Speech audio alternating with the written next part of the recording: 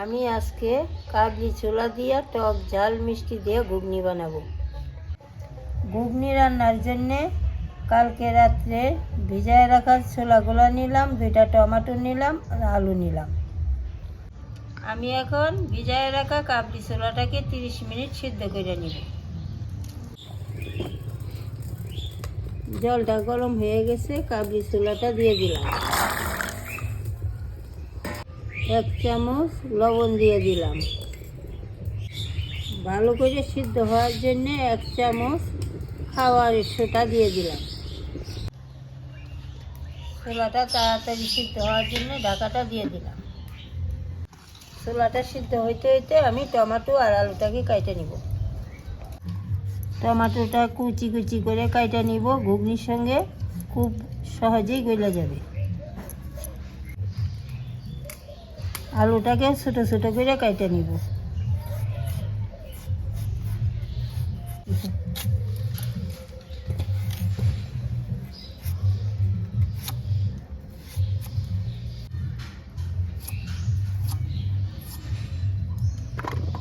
আমার টমেটো আলু কাটা হয়ে গেছে। কাবলি ছোলার মধ্যে আলুটাকেও সিদ্ধ হওয়ার জন্য দিয়ে দিলাম।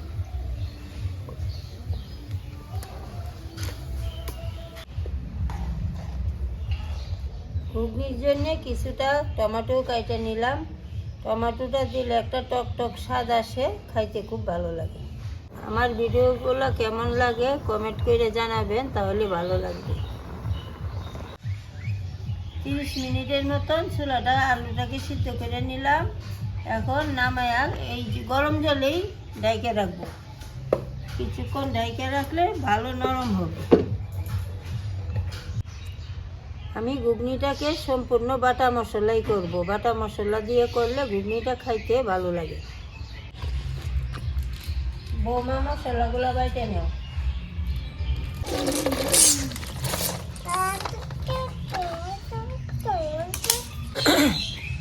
ছোলার জলটা থালার মধ্যে ডাইলা সেঁকে নিলাম।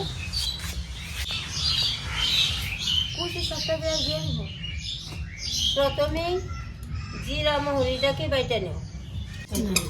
জিরা আর মুহুরিটাকে একসঙ্গে বাইটে নিব।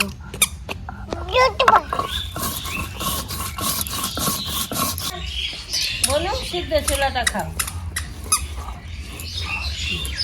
নিয়ে যাও।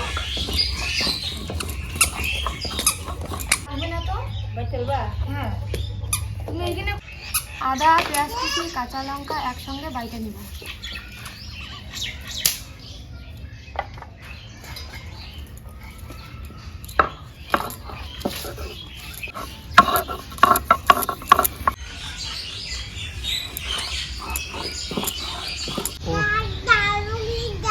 হ্যাঁ বাবা, তুমি রান্না করবা? বলো নান্না নান্না ধরে না ঠাম্মিকে দাও, যাও ঠাম্মিকে দেই। নান্না, দাও, হ্যাঁ যাও ঠাম্মিকে দাও। হ্যাঁ নান্না, ঠাম্মিকে দাও, রান্না করবে দাও। হয়েছে হয়েছে হয়েছে নান্না। গোটা গরম মশলাটাও বাইটে নিব।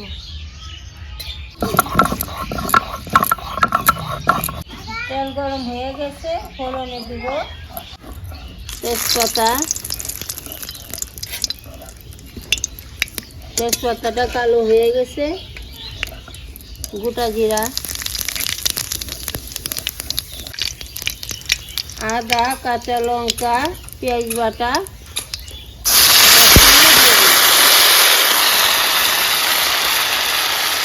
জিরা মহুরি বাটাটা একসঙ্গে দিয়ে দিলাম।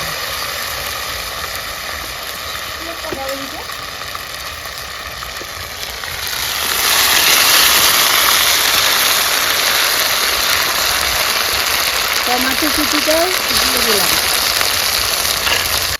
লঙ্কার গুঁড়া 1 চামচ, লবণ 1 চামচ, পরিমাণ মতে হলুদটাও দিয়ে দিলাম।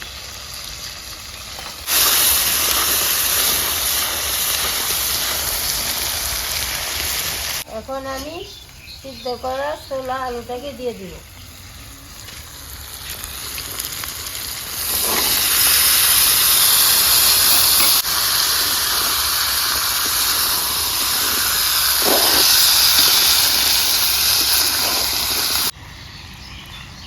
মিনিটের মতো মশলা দিয়ে ভাজে নিলাম। এখন 1 চামচ চিনি দিয়ে দিব।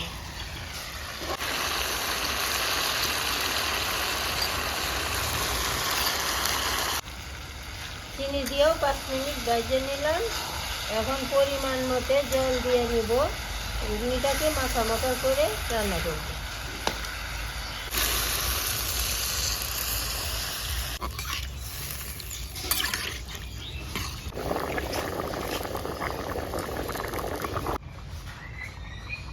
জল দিয়া 10 মিনিট জাল করে নিলাম। এখন বাইটে রাখা গরম মশলাটাকে দিয়ে দিব।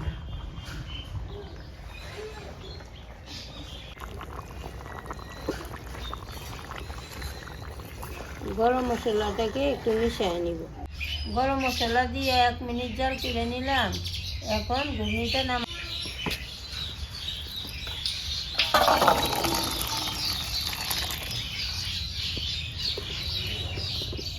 অল্প একটু খাও, অল্প একটু খাও।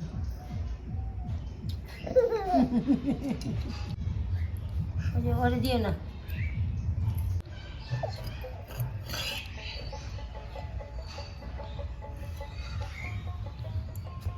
এইভাবে ঘুগনি রান্না করে খায় দেখবেন, খুব ভালো লাগে। আমার ভিডিওটি পছন্দ হইলে লাইক এবং সাবস্ক্রাইব করবেন। আবার দেখা হবে নতুন একটা রেসিপি নিয়ে।